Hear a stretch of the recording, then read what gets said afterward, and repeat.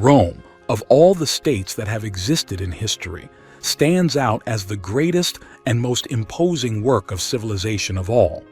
The scope of its extension, the power of its armies, the rule of its law, its wars, conflicts, institutions, and traditions. All this surrounds a history that, up to my times, those of the Principality of Augustus, totals more than 700 years in which a small community in central Italy managed to become the largest empire known to civilized people.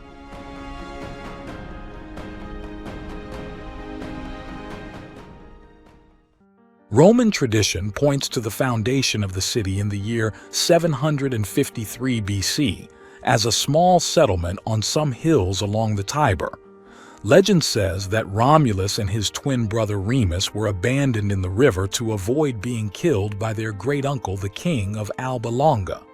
Nursed by a she-wolf, they were found and raised by a local shepherd. When they became adults, they discovered the truth of their birth, dethroned their great-uncle, and returned the throne to the rightful king. After this, they decided to found a new city, but the conflict between the two brothers about which of the two should rule it led to the death of Remus by Romulus. Thus, uniting his supporters with those of his brother, he founded the city that would bear his name and of which he was its first king, Rome.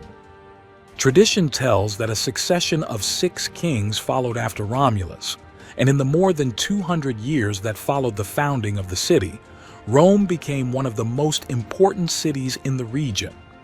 It was during the monarchy when the first institutions that would shape Rome were founded, such as the Senate, the assembly of the king's advisors made up of the descendants of the first families to inhabit Rome.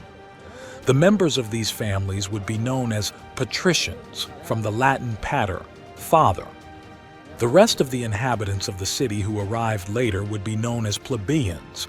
Only patricians could hold positions in the administration, and they enjoyed all the rights and privileges that plebeians were deprived of. The last of the Roman kings, Tarquinius the Proud, was dethroned in the year 509 BC. The patricians, tired of the king's tyranny, abolished the monarchy and organized the city in a new system that they called the public thing, in Latin, the res publica. The king's powers were divided into different charges, which would have a duration of only 1 year to avoid a possible return to tyranny.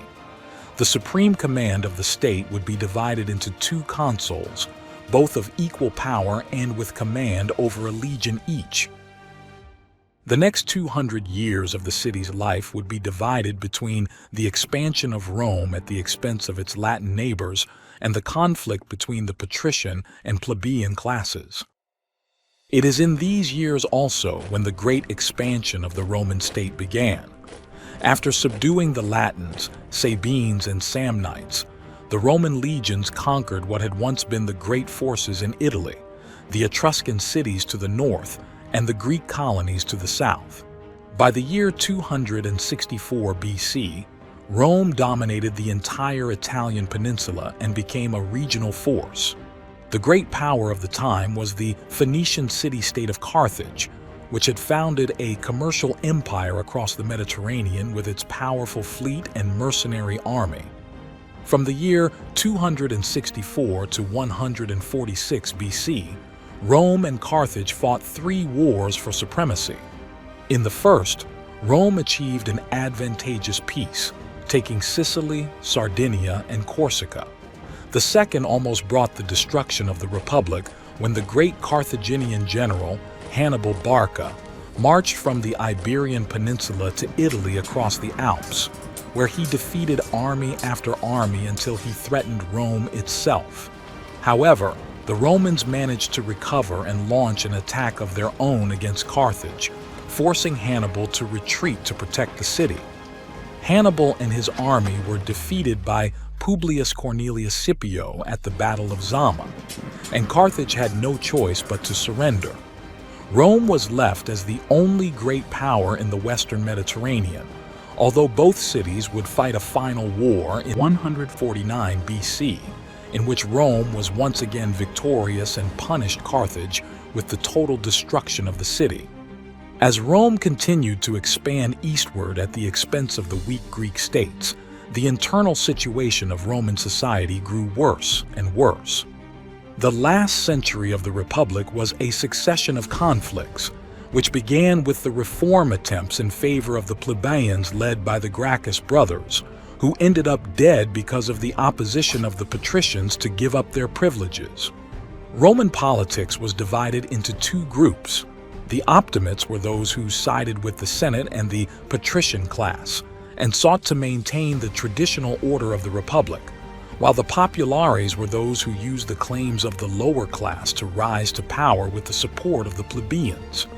The first clash was between Gaius Marius, a general who led the popular cause and gave his name to a great reform of the Roman army, against Lucius Cornelius Sulla, who led the senatorial side and became dictator of Rome between the years 81 and 80 before Christ. A few decades later came the Civil Wars, in which Gaius Julius Caesar, a politician and general of the popular side, after conquering Gaul, confronted the Senate and the Optimates led by Gnaeus Pompey the Great. In the year 46 BC, after defeating all his enemies, Caesar became perpetual dictator of the Republic. Nobles still supporting the cause of the Senate, alarmed by Caesar's great power and fearing that he wanted to proclaim himself king, assassinated him in the year 44 BC.